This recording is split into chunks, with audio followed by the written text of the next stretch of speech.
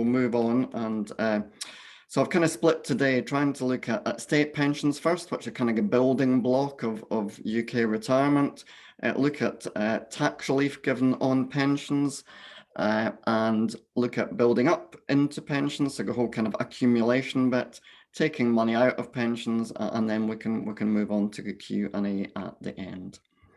So if we start off with state pensions, so the first point is around when people get a state pension. Now, traditionally, that was 65 for men, 60 for women. That's been changing quite a lot over the last 10, 15 years. So women's state pension age moved from 60 to 65, and that was due to happen between 2010 and 2020. But that was accelerated, and so it completed by 2018 instead. We're now moved up, we subsequently went into a big increase, and we're now up to 66. So everyone's state pension age is now 66. The next increase isn't far away, so the next increase to 67 starts in about 5 years' time, so that's phased. Beyond that, we're due to go to 68 in the mid-2040s. That's very likely to be brought forward, so that might well happen in the 2030s. Now, obviously, that means people don't get a state pension until later. What does that mean? So there's a chart on the right-hand side there. So if we particularly look at the two black lines at the bottom, so the dotted black line is when women exited the workforce, or the number in paid work at certain ages, and then the dark black line is 9 years later in 2018, and we can see a very significant change over what was quite a small period in time, 9 years. Many more women remaining in the workplace long later in life, and that's probably directly linked in many ways to the fact that they're not receiving state pension when they may have wanted or expected to receive it. So it has knock-on impacts. So rising state pension age doesn't just affect when you get state pension, it has a knock-on impact on when people work and when people exit the workplace. We also had a big change in 2016 about the amount that people get from the state. So for those who reached state pension age before 2016, we had an old basic state pension, and the maximum amount that you get from that is £137 per week. And beyond that, there was a second tier state pension, and that was linked to earnings. So the more people earned, potentially, the more they got from that second state pension. That was massively complicated, hugely difficult to work out, even for people in the industry to work out. It involved individual years' earnings and revaluing those, and massively complex system. And then above that, many people were entitled to means tested benefits, so housing benefit and things like that. Probably around 75% of pensioners were entitled to some sort of means tested benefits. Many didn't claim them, but we had a very complex system. Now, to get that basic state pension, people needed to pay national insurance for 30 years. And there was very generous provision if you wanted not to take it at state pension age, you wanted to defer it till later. It was a generous situation, and so financially that was quite a nice situation. If you didn't need to take that money, you could defer it, and you got a nice benefit from doing so. Now, we changed all that in 2016. So people who are already retired still get that. So they still get a basic state pension. But anyone who reached state pension age after April 2016 is on a new system. And that's a single tier state pension. And we got rid of these two bits, the basic state pension and the second state pension, and replaced it with one single amount. And the maximum amount currently on that is £179 per week. Now, a couple of key changes here is we now need 35 years NI to get the maximum amount. So they pushed up the number of years work you need to do to get the maximum. And there was also a minimum amount introduced. So you need 10 years NI before you qualify for any benefit at all. So there was some fairly significant changes going on.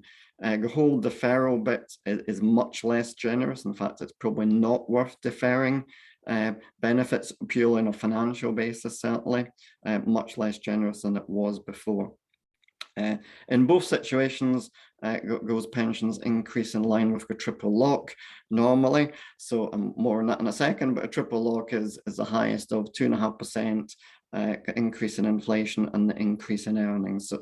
And that's been in place for a number of years. So the state pension should keep pace with earnings and inflation generally.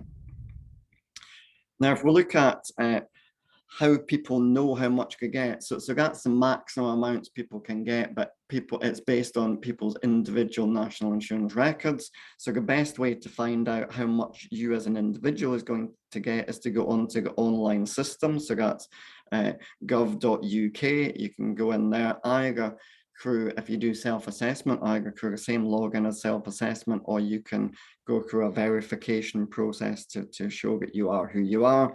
And you can get a state pension forecast. Now, lots and lots of people have done that. So the figures on the screen there, over the last year that we had figures for about 7.5 million people went online to do it. You can still do it by paper, but the vast majority of people do it online.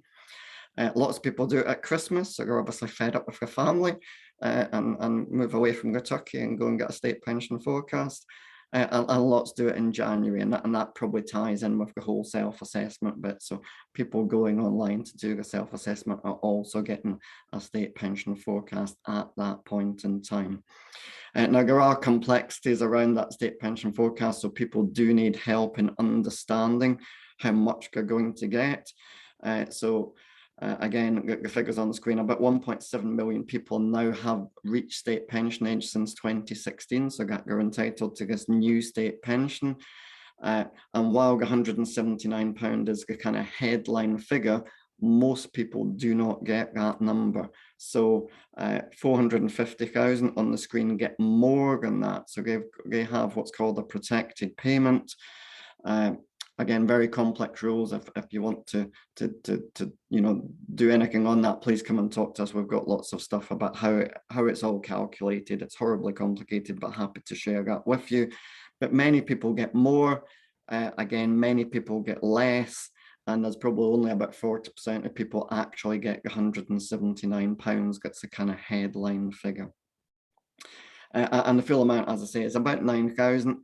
Certainly not hugely generous, not the amount that you probably want to live on in life. £9 grand's not necessarily what any of us would probably aspire to, but nonetheless, the valuation of that is, and the figure down at the bottom, we've just used annuity rates on that. Annuity rates fluctuate, so the figure's going to fluctuate, but broadly, to buy that level of income would cost about £300,000. So if we have a couple in retirement, the state pension is probably equivalent to about £600,000 worth of pension savings. So while we do perhaps underappreciate it, and while it's perhaps not as generous as some other countries, it is quite still a substantial benefit that people have as a kind of base building block for their pension saving.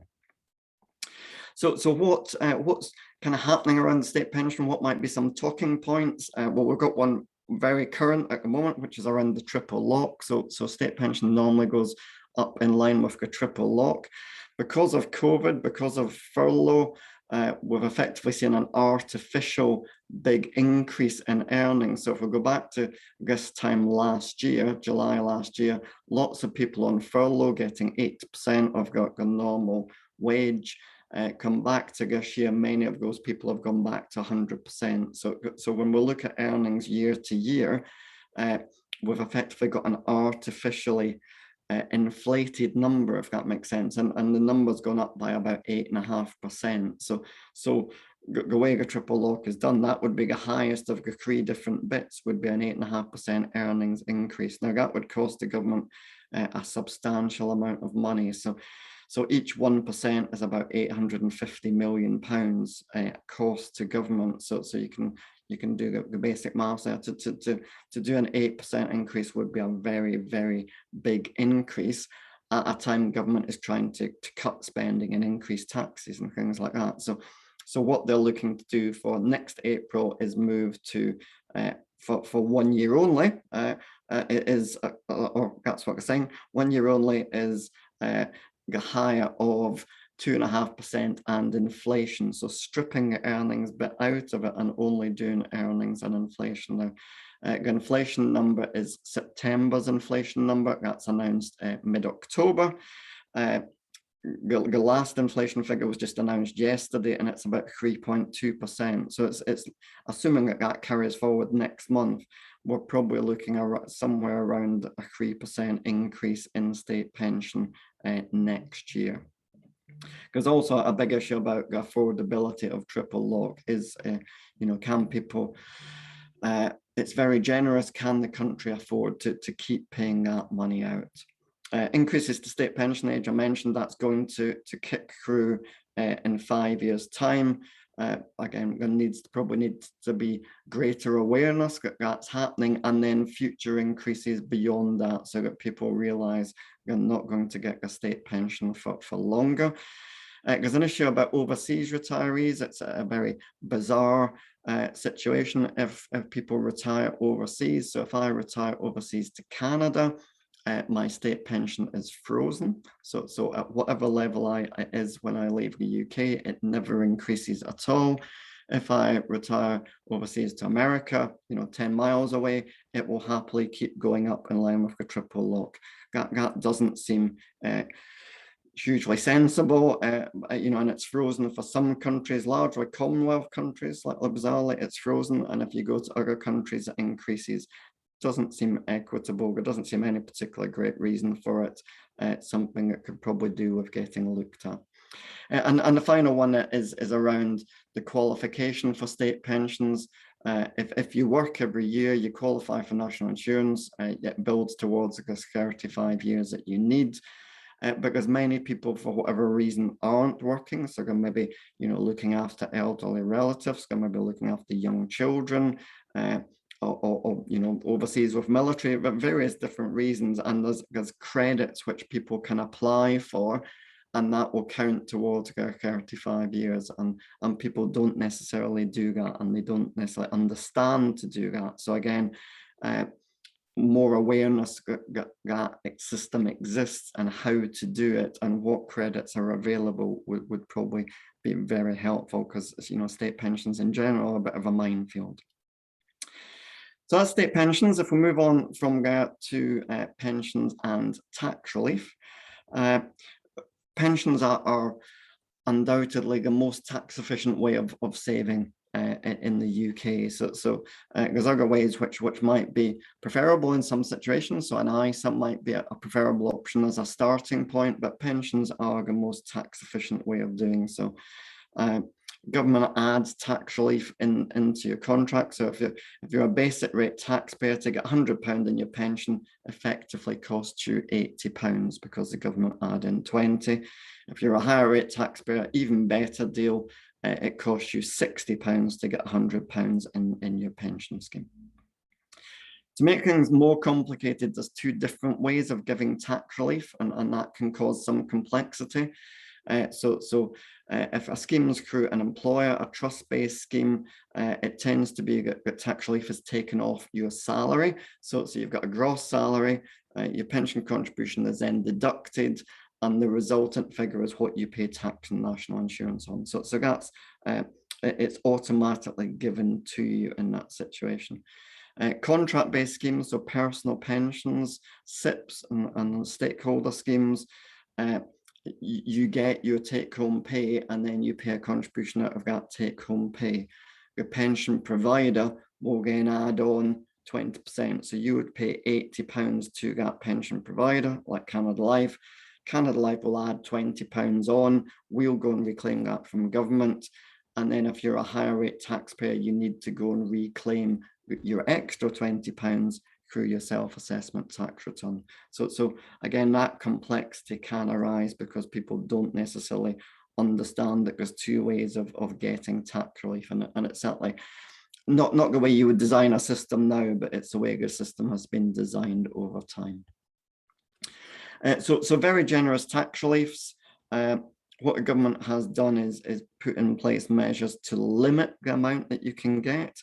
If we go back, 10, 15 years ago, those limits were massively generous. You could put in more than £200,000 a year into your pension and get full tax relief. So, way more than pretty much anyone would ever be wanting to put into a pension in a single year. But if we go back to the financial crisis 10 years or so ago, the government saw this as a way of saving some money, and they cut what's called the annual allowance, how much you can pay in tax efficiently, very significantly, and they've cut it again since. So at the moment, you can pay in £40,000 into your pension each year and get tax relief.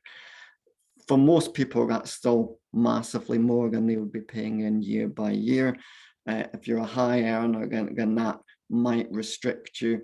If you're self-employed and have very high earnings in one year but lower earnings in another year, and you want to pay in when you have the money to do so, again, there can be some restrictions in there. So they have what's called carry forward, which allows you to use the unused relief from the 3 previous years. So that allows you to kind of smooth the situation out. So if I only paid 20 last year, I could potentially pay 60 this year. This year's 40 plus 20 from last year. Defined benefits, it's a bit more complicated because it's not a monetary amount. So a defined contribution scheme is a monetary amount going in. A defined benefit scheme isn't. So there's a complex way of working out how much you're actually being paid in. And there's also what's called the money purchase annual allowance. So if I start to take income out of my pension, flexibly, the amount I can still put into my pension is limited to 4,000, and that's something we are very much against, because more and more people are gradually wanting to ease into retirement. They might be wanting to do a bit of part-time work, take a bit of money from their pension. It might be made redundant for a couple of years, want to access a pension to tide them through, and this money purchase annual allowance effectively prevents you from rebuilding that pension pot. So it seems a kind of perverse logic of not allowing you to put money in when you may want to do so. So it's something we think should definitely be scrapped. And for very, very high earners, the government restricts you even further, but it is people who earn above 240,000. Again, the rules around this really complex. There's 2 different earnings measures, which I'm not going to go into today. But if your earnings are above, say, 240, 250,000, the amount you can pay into pensions tax efficiently is much, much lower. The government pushed those figures up a couple of years ago because they were affecting lots of doctors. That got quite negative publicity for them, and particularly the pressures on the NHS. They don't want doctors leaving and so on, so they pushed these threshold figures up quite significantly. So that's money in. Money out, there's also a limit on what you can take out of pensions in a tax efficient way, which is called the lifetime allowance. When that first came in 15 years or so, it was 1.5 million. It went up to a peak of 1.8 million. It's subsequently come down significantly in chunks. It again started going up gradually by inflation. It's now been frozen through to 2026 at its current level. Again, far too much change. We can see here, people trying to understand what this is, let alone what value it is when we keep changing the rules on a constant, year by year basis, isn't particularly helpful. So really, ideally, would have some stability on this figure. The way it's measured is about percentages. So if you take a little bit out in 1 year, you measure it against the lifetime allowance in that year, and that's it. For example, here you've used up 10% of your lifetime allowance. If you take more money out the following year, we'll measure the amount you take out against the lifetime allowance in that year. So in this example, you've used another 25%. So it's always percentages that are used. If you go above the 100% mark, you then pay a substantial tax charge, which is equivalent to 55%. So quite a penal tax charge if you exceed the lifetime allowance. So most people will aim to be below it. Again, I guess for many people, to have £1 million pension pot sounds very, very high. But if you think that you might be in retirement for 25 years and more potential, but if you're in retirement for 25 years, 40 grand a year would breach your lifetime allowance. I'm not saying that's not generous, because obviously it is, and you know, many of us would like to get 40 grand a year in retirement, but it's not super wealthy. It is something that many people would probably quite like to have if they could possibly get it. Now, we've also, again, just to make things more complicated, just got various protections. So while the lifetime allowance has changed, what the government said was, because we are reducing the lifetime allowance in certain situations, we'll give special rules to you because you didn't know we were going to change it. And that is various different types of protection, and they've introduced them at various different times. So people might say, well, the normal lifetime allowance doesn't apply to me. I have a special deal, which some people do. Above that special deal, they might still face tax penalties, but it might come across, so you might get readers' questions and things like that asking about protections, and there's a number of those in place. So talking points around tax relief. So will it be changed? Because you know, every year probably we talk about run up to the budget. Will tax relief be changed? Because maybe a desire to move it to a flat rate, either 20% or maybe 25 or 30%. To be perfectly frank, if it was simple, it would have probably happened by now. It's incredibly difficult to do, particularly for defined benefit schemes, and therefore it's probably been put in that box of too difficult. But at some point, some government may well take it off the shelf and try to do something about it. The other negative from a Treasury point of view is the tax take that they will get from it is probably quite a slow burn. So they will get a tax take gradually over a number of years.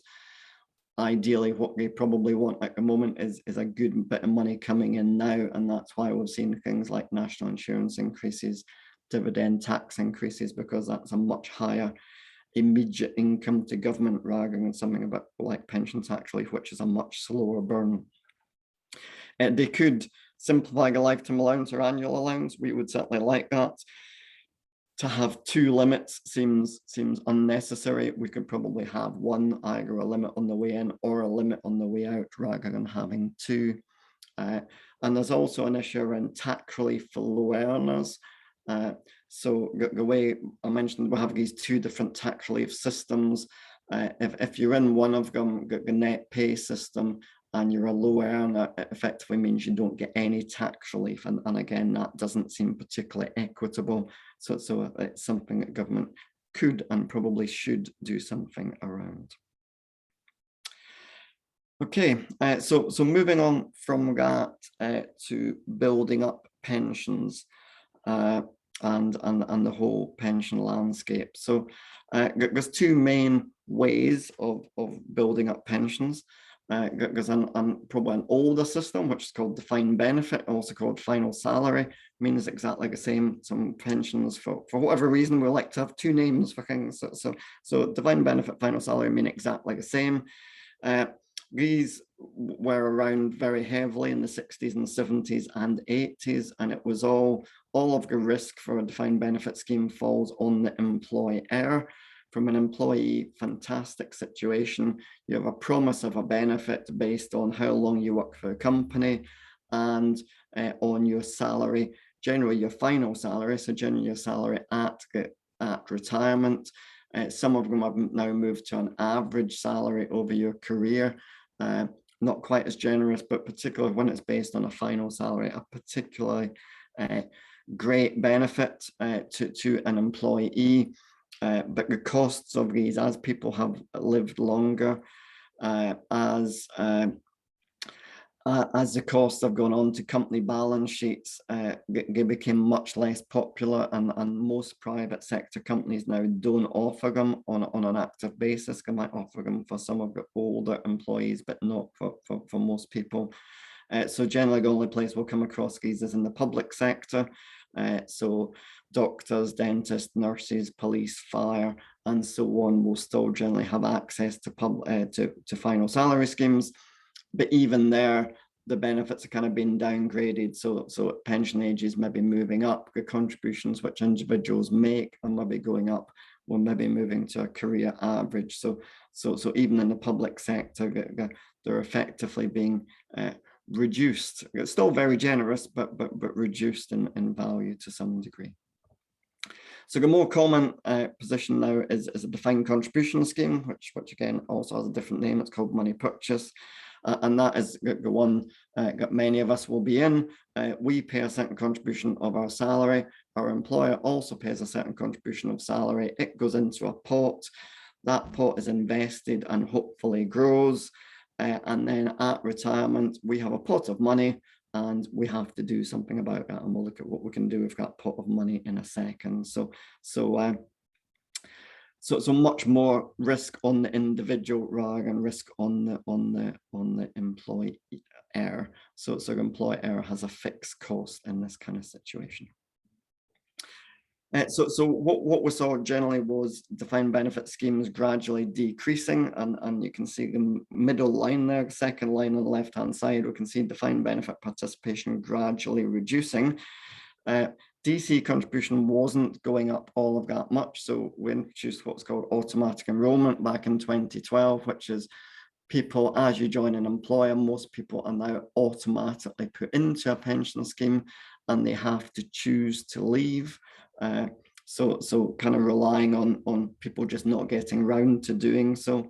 And we can see the top line there, as auto enrollment came in October 2012, pension participation has gone up very, very significantly since then. A lot of it at quite low levels, but at least many, many more people are saving for their retirement. In the public sector, there is still a greater pension provision in the public sector. So the top two lines got a public sector pension provision. Now we can see since 2012, since auto enrollment started, private sector, the number of people in the private sector in pensions has increased significantly, but it's still not quite caught up with public sector. And we can see that the gender gap in the private sector still exists. So the public sector has largely got rid of the gender gap. Private sector, there is still a gender gap there on the numbers saving, let alone the amounts being saved. So again, there's probably two issues there, is that women have lower earnings on average, and therefore the amount going in will be lower, but there's also just a lower participation but by women as well. So there's a couple of issues there that still need to be addressed going forward. So some issues in there that you might want to talk about or think about as covering. One is people individually moving out of defined benefit schemes. So there's been lots of transfers out over the last few years, lots of scrutiny on that from the FCA, lots, or at least some levels of poor advice. Hopefully most of that has been dealt with by now, but certainly lots of FCA scrutiny on that part of the market. Auto enrollment, those bits about putting people in, it's worked. Auto enrollment has been a fantastic success. What we now probably need to do is now move on. So try and extend people who are eligible. So for example, anyone earning below 10,000 doesn't get auto enrolled. And that can mean people who have multiple jobs, for example, which is mostly women, might not be enrolled. So a woman might have, or anyone might have, but it's predominantly women, two jobs, say paying £8,000 each, they wouldn't be auto enrolled into a pension despite their total income. If someone earns 16,000 in one job, they would be auto enrolled. So there's issues that we need to address, and that might help look at the gender gap. Currently 8% is being paid in. Is 8% enough? The simple answer is probably not. So do we need to look at an increase in contributions? Given what's happened with COVID, I don't imagine that's going to be looked at anytime soon. So we're probably looking a few years away. And the other big gap, the other big hole in pensions is the self-employed. Most self-employed don't have a great pension provision. It is an area that needs to be addressed and looked at. And then we also have a pension dashboard coming, hopefully, at some point. It was due a couple of years ago. It's now a couple of years' time, hopefully 2023, I think is the latest target. The idea with pension dashboard is many people change jobs throughout their working life. They might have multiple different pension pots. If you go into a pension dashboard, at least virtually all of those pots will be in one place. So it becomes easier to manage. Lots of challenges to do that, lots of data. And again, frankly, unless they make it compulsory on all schemes and all providers to do it, it will probably end up with some provision on there and some provision not, which really defeats the purpose. Right, I am aware we're meant to do some poll questions. I've probably happily gone past poll questions, and I'm desperately hoping someone's going to tell me when I should have done a poll question.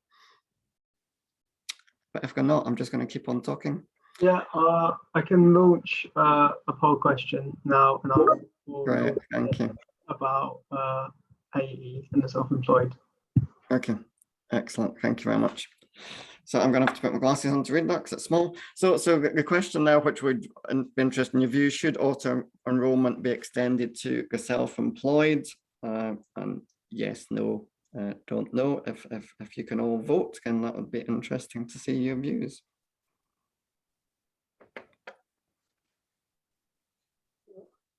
Couple more seconds.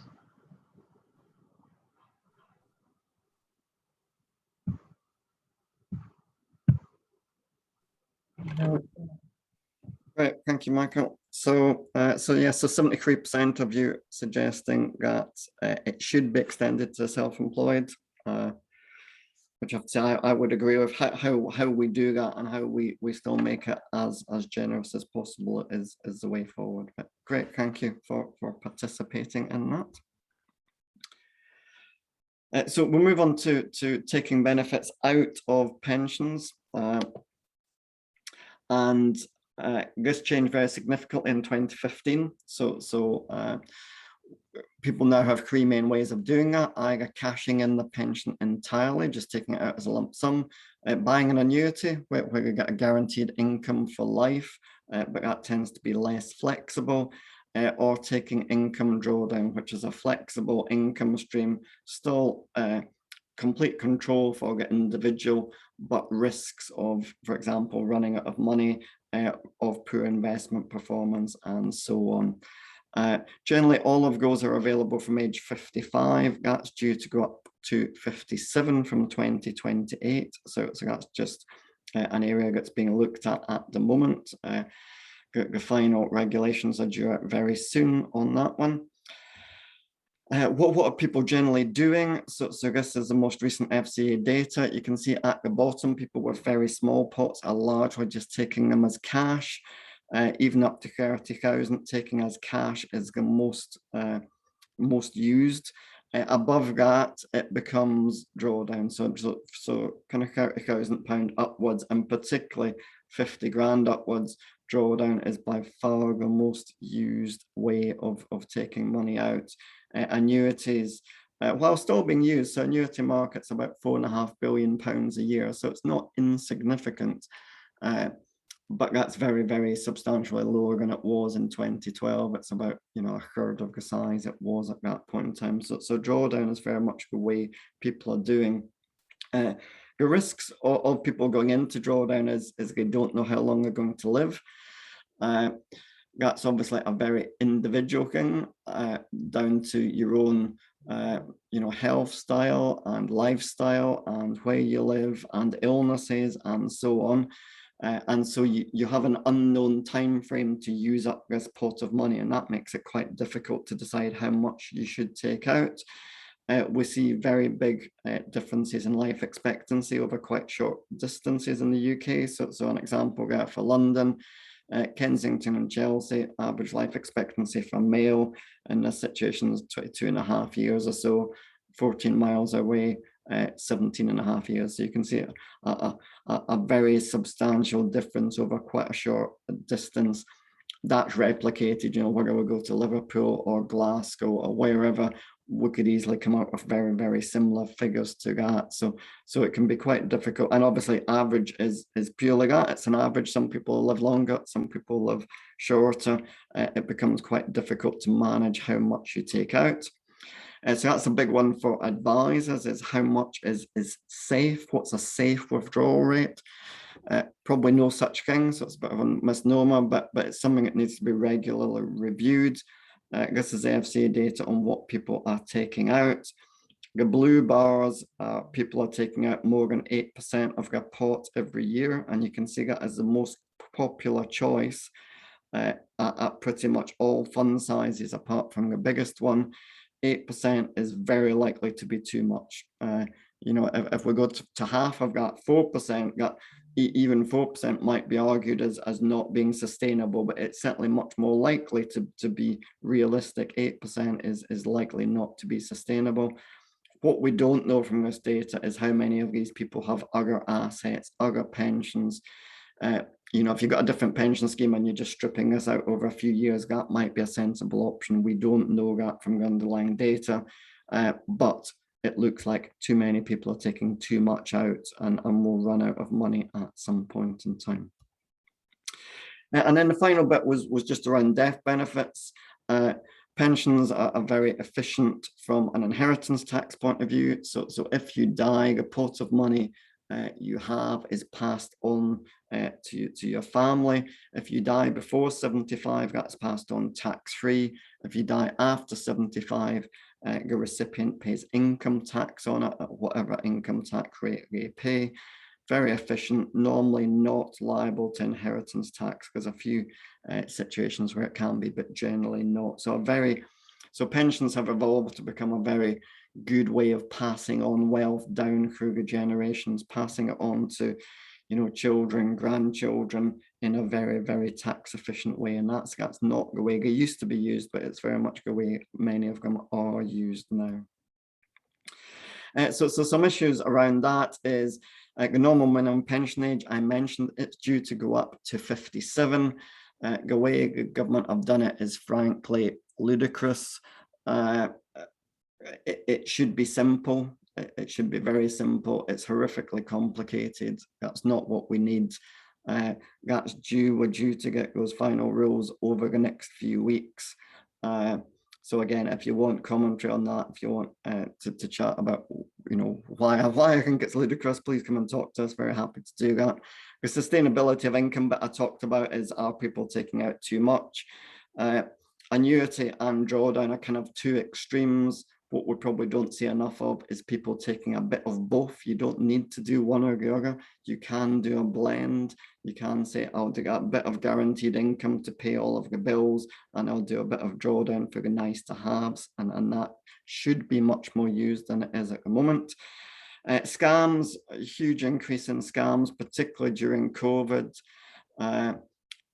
People trying to encourage people to take money out of their pension and give it to them, and they'll invest it and they'll get spectacular returns by investing in cows in Argentina or forests in Finland or whatever it happens to be.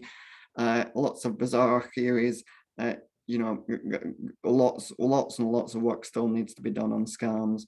And then probably one of the more recent ones is all around ESG investment. Lots more individuals wanting to make sure that a pension pot is invested in a socially aware basis, and they know where it's invested and they're comfortable with what companies it is going into.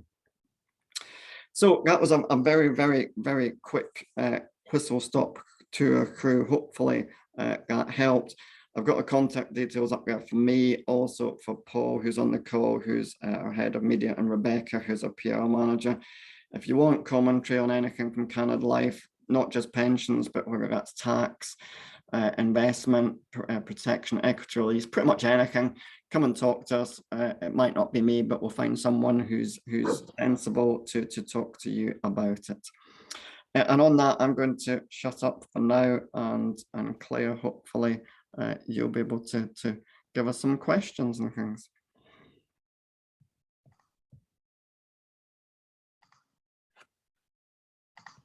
Right, so we've already had a couple of questions in, so let's just move to those now. Thank you, Paul. Thank you, Andrew, for that. That was incredible and lots of detail there. And as Andrew said, definitely get in touch with the team at Canada Life for more detail on anything he spoke about. So moving on to the questions. So we have one in here. If you could encourage the media to cover any particular pensions topic in more depth, what would it be and why? I think it would be probably quite nice to see some positive stories about pensions. So I think it's quite often, and there are some negatives. So don't get me wrong, there aren't some negatives around pensions, but I think generally we do see quite a lot of focus on the downsides and when things go wrong. But there are a lot of positive stories there where people, have happily saved for their retirement and are enjoying a nice retirement. Because they saved in pensions. So I guess, yeah, so some positive bits around why pensions are good and why they do, why people should consider them. Probably the big question at the moment on everyone's lips. What do you think might happen at the budget next month? So I probably don't think we'll see any change to pension tax relief, famous last words, but I think it is just too complicated for them to do a very substantial change. It would need rounds of consultation, legislation. They would probably have to put in some sort of protections in place for existing people. So the amount of money that we earned over the next 2 to 3 years because of it would be quite low, and I don't think that's what the government need. I think the government needs some quick money effectively to try and help pay for the COVID bills. So I think we're perhaps more likely to see focus on other areas. Capital gains tax might be an obvious one, so we might see changes to capital gains tax because you could argue it's quite low, so we might see some sort of move to push up capital gains tax, perhaps to fall in line with income tax. So I think things, and maybe even inheritance tax could be looked at, but I think that's more likely than pension tax relief. That doesn't mean we could see some tweaks to pensions. So things like changing the annual allowance would be very simple and easy to do. So that could easily happen. Right, okay, so going back to the triple lock, which I know you touched on very briefly, do you think the government will reverse its decision on the triple lock deal? As in the change for next year, I don't think they will reverse it. I think they'll stick to earnings or to inflation or 2.5% for next year, which is likely to be inflation. So I think they'll put it up by 3% or so rather than 8%. The probably more interesting one is, do they then revert to the triple lock, or do they try and hold, make a more fundamental long-term change? I think on that they probably will stick with the triple lock, and I think a lot of ways that's political, is pensioners vote, many pensioners vote. It's from a political point of view, moving from a triple lock to a double lock over time probably doesn't save that much money. In this particular year it is, because we've got an exceptional year, but in most years it probably doesn't save that much money, and it's probably not worth the political pain to move from a triple lock to a double lock. Okay. And just one here about readers really, and how aware do you think people are of the changes to their nominal minimum pensions age? I don't think people are aware at all, to be honest. So I think the fact that it's going up from 55 to 57, most people, or many people, won't be aware that that's happening. And it's not that far away, really. It's we're talking 7 years away. So yeah, we absolutely need to get more. Well, we need the final rules first of all, and hopefully we get sensible final rules. we again, as an industry and as media, need to communicate that and need to tell people that, so we can start planning and not kind of come up to, you know, a year or two to go having plans in place and might not be able to implement those plans. So yes, and government, I should add, in that government also need to communicate it as well. So and they've obviously not done that so far. Okay, I think as the questions have slowed down, what we'll do is we'll finish up there. But if anyone does have any questions going forward for Andrew, I'll be passing on to you a copy of the slides and of course contact details for the Canada Life team. So do feel free to get in touch if you have any further questions or you require any more detail on anything covered today. But thank you very much for Andrew. That was fantastic, and thank you everybody for attending. And we'll be having another masterclass next month, so we'll be in touch about details on that. So thank you everybody. Thanks very much. Bye. Goodbye.